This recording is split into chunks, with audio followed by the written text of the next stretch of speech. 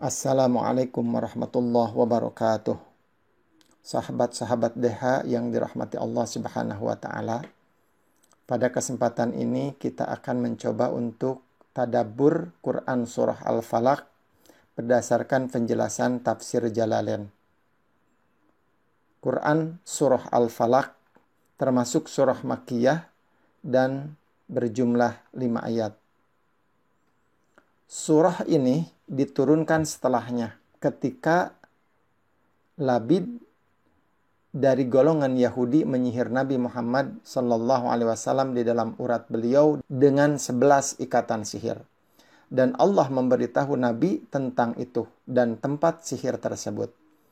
Maka Allah menyuruh Nabi Muhammad membaca 2 surah, yaitu surah Al-Falaq dan surah An-Nas untuk perlindungan. Dan setiap dibaca 1 ayat, maka terlepas 1 ikatan sihir. Dan Nabi terasa ringan tubuhnya sehingga terlepas semua ikatan sihir tersebut. A'udzu billahi minasyaitonir rajim.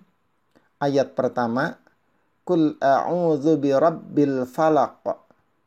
Artinya, katakanlah, aku berlindung kepada Rabb yang menguasai waktu falak.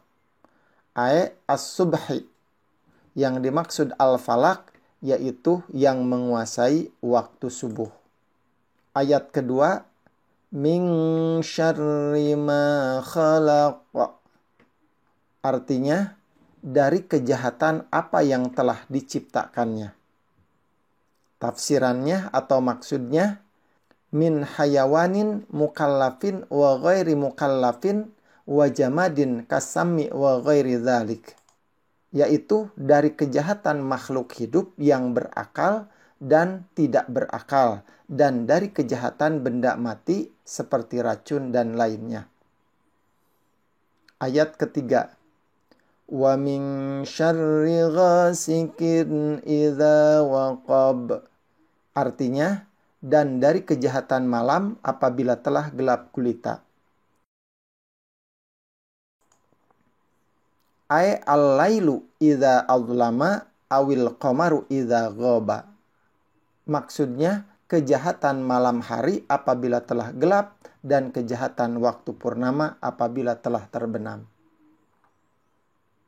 Ayat keempat, wa min syarrin naffatsati fil 'uqad. Dan dari kejahatan wanita-wanita tukang sihir yang menghembus pada buhul-buhul. Yang dimaksud dengan an-naffatsati as-sawahiru tanfusu. Artinya, tukang-tukang sihir wanita yang menghembuskan sihirnya. Sedangkan yang dimaksud dengan fil uqad allati ta'kiduha fil khayti tanfukhu fiha bisyai'in taquluhu min ghairi riqin.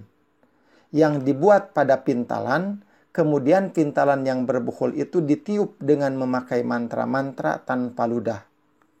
Wa qala Zamakhsyari ma'ahu kabanati labid al-madhkur. Zamakhsyari mengatakan, sebagaimana yang telah dilakukan oleh anak-anak perempuan Labid yang telah disebutkan tadi. Ayat kelima, wa min syarri hasidin idza hasad. Dan dari kejahatan pendengki bila ia hasad atau dengki. Tafsirannya, azhara hasadahu wa amila bi muqtadah. Kalabida al-madhkur minal yahudi al-hasidina lin nabi sallallahu alaihi wasallam. Apabila ia menampakkan kedengkiannya lalu berusaha atas kedengkian yang telah dipendamnya, sebagaimana yang telah dilakukan oleh Labid si Yahudi tersebut. Dia termasuk orang-orang yang dengki dengan Rasulullah sallallahu alaihi wasallam. Wa dzakara ats-tsalatsata asyamila laha ma khalaqa ba'dahu li syiddati syarriha. Ketiga jenis kejahatan yang disebutkan sesudah lafaz ma khalaq adalah sudah mencakup di dalamnya, yaitu kejahatan malam, tukang-tukang sihir, orang-orang dengki, dan sudah terkandung di dalam maknanya. Tetapi disebutkan lagi, mengingat kejahatan yang ditimbulkan oleh ketiga perkara ini sangat parah dan berbahaya.